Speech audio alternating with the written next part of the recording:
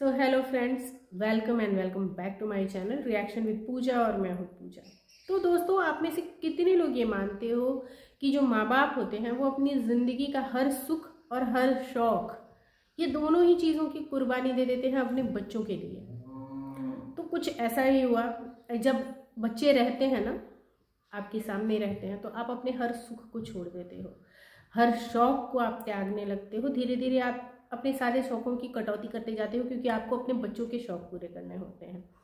और जब वो बच्चा नहीं रहता तो फिर आप अपनी पूरी जी जान, अपने पूरे शौकों को, अपने पूरे सुख को, हर एक चीज़ को त्याग के और इस चीज़ में लगते हो कि आखिर मेरे बच्चे के साथ हुआ क्या, किसने किया और कैसे हुआ, क्या उसकी कोई मंशा थी या फिर बस गलती से यूं ही हो गया, इस चीज़ को जानने में। और सेम ऐसा ही कुछ एक केस वाईटी पे चल रहा है, जहाँ की एक बहू अपना घर छोड़ती है सिर्फ इसलिए क्योंकि वो उस घर में रह के, उस घर की चार दीवारियों में रह के अपने पति को इंसाफ नहीं दिलवा पा रही थी। उसे बार बार सिर्फ ये संतावना ही मिल रही थी कि हम कुछ करेंगे, हम कुछ करेंगे, हम केस करेंगे, हम लड़ाई लड़ेंगे और हम इन बातों को जरूर से ज़रूर जान के रहेंगे कि आखिर हमारे बेटे के साथ क्या हुआ था। लेकिन इन बातों को, इन संतावनाओं को सुनते सुनते साल से ज़्यादा बीत जाता है। और जब इतना वक्त गुजर जाता है तो एक दिन वो बहू के सब्र का बांध टूटता है और वो ये सोचती है कि नहीं, अब जो भी करना है मुझे खुद करना है, और अगर मुझे खुद करना है तो मुझे यहाँ से निकलना है। वो घर छोड़ती है, घर से निकलती है, और घर से निकलने के बाद वो इंडिविजुअल ही इस जंग में कूद पड़ती है कि मुझे अपने पति को न्याय दिलाना है। उनके साथ क्या हुआ था इतना तो जान के ही रहना है कि उनके साथ क्यों हुआ ऐसा, किसने किया, जो भी चीज़ें हुई वो किसने की, क्या इरादतन की या फिर गैर इरादतन की, सिर्फ ये दो चीज़ें उसे जाननी है। अब इन दो चीज़ों को जानने के लिए अगर कहीं से भी वो अपने ससुराल वालों का सहारा मांगती है, साथ मांगती है, तो इसमें वो कहाँ ही गलत है, इसमें वो कहीं से भी गलत नहीं है। इवन अगर आप इन चीज़ों को देखें तो फिर आपको भी ये लगेगा कि हाँ, ससुराल वालों को साथ देना चाहिए, ऐसी बहू का तो ससुराल वालों को साथ देना चाहिए। जो बहू अपने पति के न्याय के लिए लड़ रही है तो उस बहू का तो ससुराल वालों को साथ देना चाहिए। लेकिन यहाँ चीज़ें बिल्कुल उलट। यहाँ पे ससुराल वाले एक साइड खड़े होते हैं और बहू दूसरे पक्ष में खड़ी होती है। यानी कि ससुराल वाले जो हैं वो अपनी उसी बहू के खिलाफ खड़े होते हैं जो बहू उनके बेटे को न्याय दिलाने के लिए लड़ रही है। ऐसे तो अब इस केस में आगे क्या होता है ना कि जो ससुर हैं उन्होंने हाई कोर्ट में एक अपील डाली है, और उस अपील पे यूट्यूब पे इस टाइम पे ना बहुत खलबली मची हुई है कि ये अपील आखिर किस चीज़ के लिए डाली गई है, ये जो भी केस किया गया है ये किसके लिए किया गया, किसके ऊपर किया गया है। पता ये चलता है कि शायद ये बहू के ऊपर केस किया गया है, शायद ये उन लोगों के ऊपर, तमाम लोगों के ऊपर केस किया गया है जो कि इस पूरे ही घटनाक्रम में इन्वॉल्व होने का, मतलब इंटरेस्ट लेने का काम कर रहे हैं। यानी कि जिन्हें ये जानना है कि आखिर उस लड़के के साथ, उस बेटे के साथ, उस लड़की के पति के साथ क्या हुआ था, आखिर उसकी मौत के पीछे कौन लोग जिम्मेदार हैं। इन चीज़ों में जिनका इंटरेस्ट है, शायद ये केस उनके ऊपर किया गया है। लेकिन ऐसा कुछ भी नहीं है दोस्तों। मैं आप लोगों को बताऊं कि ये केस किन के ऊपर किया गया है। चीज़ें चूँकि उस कम्युनिटी में सिर्फ इतनी शेयर की गई कि एक केस किया गया है, अंकल जी का नाम बना state Madhya Pradesh high court में ये अपील की गई है। अब जब इसके डिटेल्स निकल के आए तो, क्योंकि डिटेल्स इन्होंने शेयर नहीं किए हैं, सोशल मीडिया पे ही सारी चीज़ें अवेलेबल है, लेकिन किसी ने ऑफिशियली शेयर नहीं किया है। तो जब डिटेल्स निकल के आए तो ये पता चला कि ये जो केस किया गया है ना, ये एक अपील की गई है। अपील की गई है हाई कोर्ट में। पहले तो देखो, मैं पहले क्या समझ पा रही थी, मैं अपनी बात बताऊं, पूरा ही मैं आपको केस हिस्ट्री बताऊंगी कि अभी इसमें क्या ही चीज़ें की गई हैं। तो पहले मुझे ये लग रहा था ना कि शायद अंकल जी ने ये अपील की होगी स्टेट ऑफ मध्य प्रदेश से, हाई कोर्ट से ये अपील की होगी कि जो भी केस हुआ है, चूँकि वो यूपी में हुआ है, जो भी एफआईआर की गई है वो यूपी में की गई है, तो इनके लिए एमपी से यूपी हर बार जाना, हर हियरिंग पे पहुंच पाना और केस की कार्यवाहियों में शामिल हो पाना और उसमें साथ दे पाना बहुत मुश्किल होगा। तो इन्होंने शायद से ये अपील की होगी कि अगर, क्योंकि मुझे पता नहीं कि ऐसा हो सकता है या नहीं हो सकता है।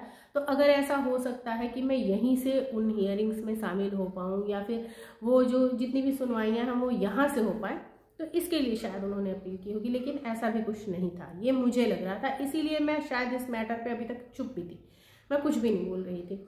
लेकिन अब आज जब चीज़ें सामने से आई हैं तो ये पता चलता है कि ये जो केस के अगेंस्ट, एफआईआर के अगेंस्ट जो केस किया गया है वो इसलिए किया गया है कि यहाँ पे एक अपील की गई है हाई कोर्ट से, जिसमें कि एक धारा है बीएनएसएस की धारा 528, उसका यूज़ किया गया है। अब उसका यूज़ क्यों किया जाता है? उसका यूज़ इसलिए किया जाता है कि जब भी आपके ऊपर कोई एफआईआर होती है तो आप हाई कोर्ट से ये अपील करते हो उस एफआईआर को निरस्त करने की, उस एफआईआर को खारिज करने की।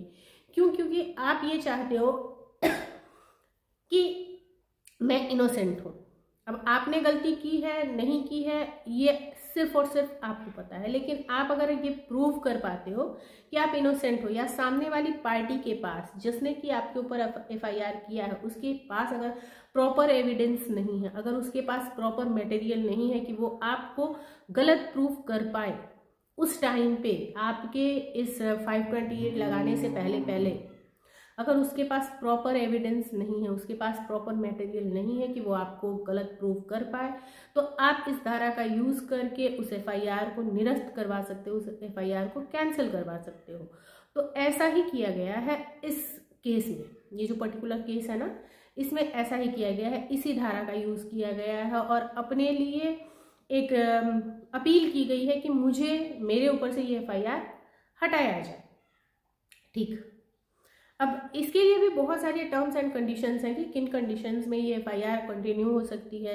अगर जो एफआईआर करने वाला है उसके पास प्रॉपर सारे ही मटेरियल्स हैं, सुनवाई, पहली तारीख की जो सुनवाई होती है, शायद आज ही तारीख हुई है, तो पहली तारीख जो पड़ती है ना, उस तारीख पे अगर उसके पास प्रॉपर सारे मटेरियल्स हैं कि ये चीज़ें हुई थी जिससे कि वो संदिग्ध तक साबित कर पाए, तो ये फिर जो एफआईआर होती है वो कंटिन्यू हो सकती है।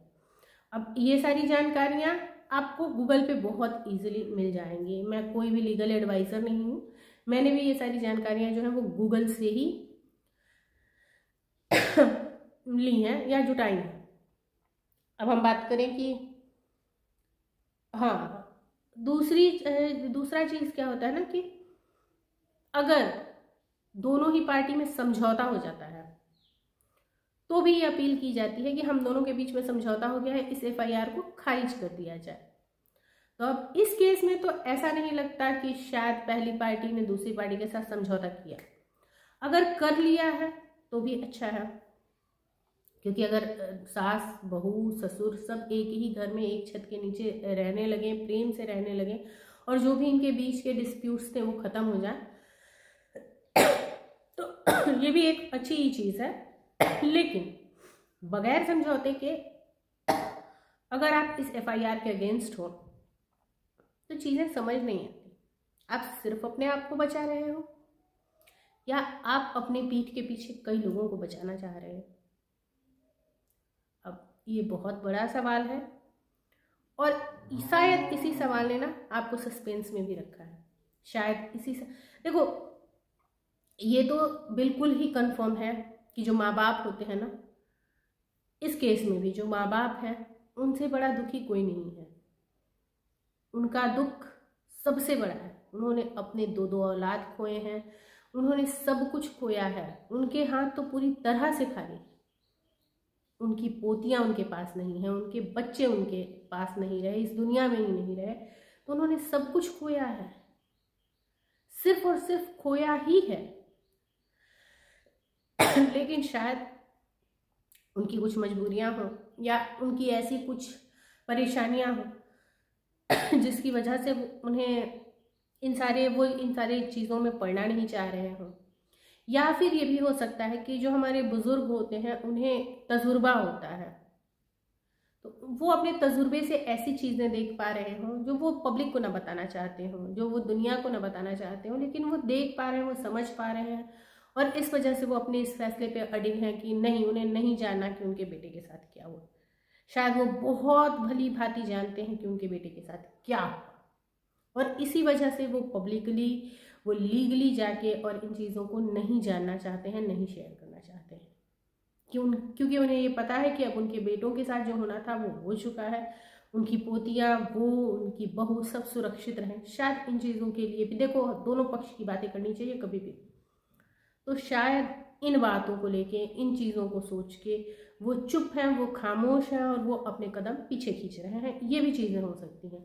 लेकिन अगर वो कुछ नहीं जानते हैं और अगर बहू जानना चाहती है, बहू भी नहीं जानती है कि इन चीज़ों के पीछे कौन है और वो भी नहीं जानते हैं कि इन चीज़ों के पीछे कौन है, सारी ही चीज़ें अज्ञात हैं, नहीं जानी हुई हैं, तो फिर जानने का अधिकार दोनों को ही है और दोनों को साथ में मिलके इन चीज़ों को, इन बातों को जानने की कोशिश, एटलीस्ट एक कोशिश तो करनी ही चाहिए, ताकि आपके मन को, आपकी आत्मा को ये संतुष्टि मिले कि वो जो घटना हुई वो किसी इरादे से की गई या फिर बस यूं ही ये आपका दुर्भाग्य था कि यूं ही एक कार आती है, टकराती है और सब कुछ खत्म हो जाता है, आपकी दुनिया ही जल जाती है। चलिए फ्रेंड्स, हम मिलते हैं नेक्स्ट वीडियो में। Till then take care.